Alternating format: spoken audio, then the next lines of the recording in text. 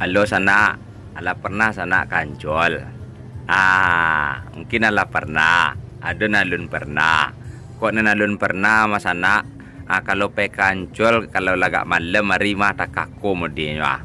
Mudinyo tak kaku. Kalau masuk tu per kapalo kini membayar 35.000 sana. 35.000 membayar masuk pai kancol kini sana. Tak katu cerita sana. Aikolah apa sana gerbang tol nan bagian belakang ni wak masuk sana hari le lagak malam kan dia di belakang masuk lagi itu. Jadi ko mas sana ko apa detik-detik wak pai main kancol je keluarga gitu ya lagak malam sana. Jadi awak aku pertama kali awak pai kancul ke sana. Jajak adik kakak awak kan di udawak itu. Tu peraun awak kancul tengah malam kan. Awak main kancul ke sana. Ya pai mainannya gitu. Apa yang celik-celik pemandangan gitu. Kalau udawaknya deklah biasa di siku kan lain nyebutnya pancing guys. Memancing guys bekonya di ancol tu gitu. Baru tahu lo wak lo sana kira dake ancol go ada lo pantai karnaval namanya tempat orang konser dake siku kiranya doyo gunanya wak masuk kancol go gitu kalau belok kiri yuk do sana tu banyak tuh untuk permainan anak-anak di situ gitu tapi dari malam awak nak pai ke sini do gitu awak taruh isi kancol lagi gitu. Jadi di ancol go kini mas anak bukanya sampai jam 2 malam di sana. Jam 2 malam dah tutup lagi gitu. Kalau dulu kan buka sampai 24 jam. Kini ndak mau detu lagi. Jadi kok duduk sana nalun pernah pai kancol. Ingik-ingik lah gitu. Cak pai sore lagi gitu. Kok kamu main, kok kamu mandi dan ancol tu gitu.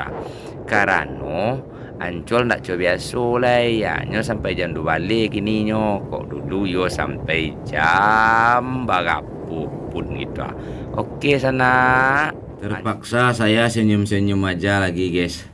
Mengamik-ngamik manis saja saya lagi guys. Ini cerita saya lagi di Ancol nih guys. Pertama kali saya pergi ke Ancol nih guys.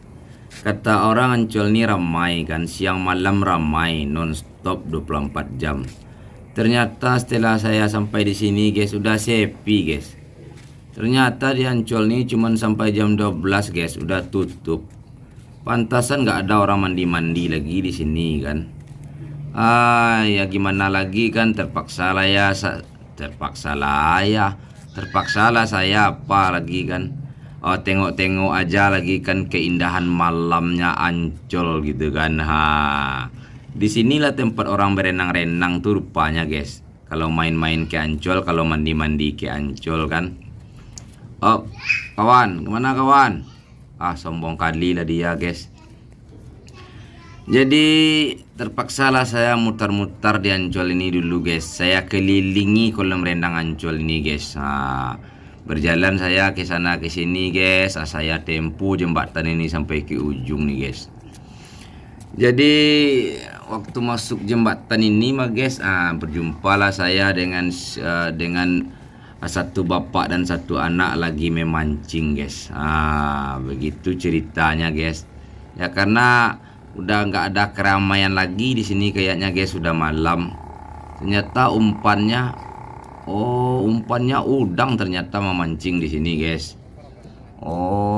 Kompak kali lah ya bapak dan anak ini memancing di sini ya guys. Ya berhubungan udah jam berapa ini guys? Jam 10 malam kalau tidak salah ini guys. Memutar-mutar badan aja lah saya di sini lagi guys. Nggak dapat apanya guys. Apa namanya guys? Suasana Ancolnya malam hari itu nggak dapat sama saya guys. Tapi ya gimana lagi guys? Saya nikmati aja lah pemandangan indah tengah malam ini guys. Ya begitulah ceritanya ya guys. Inilah cerita saya pergi ke Ancol guys. Pertama kali seumur hidup saya ke Ancol ini guys. Ternyata langkah kiri saya ke sini udah sepi orang, udah pulang orang.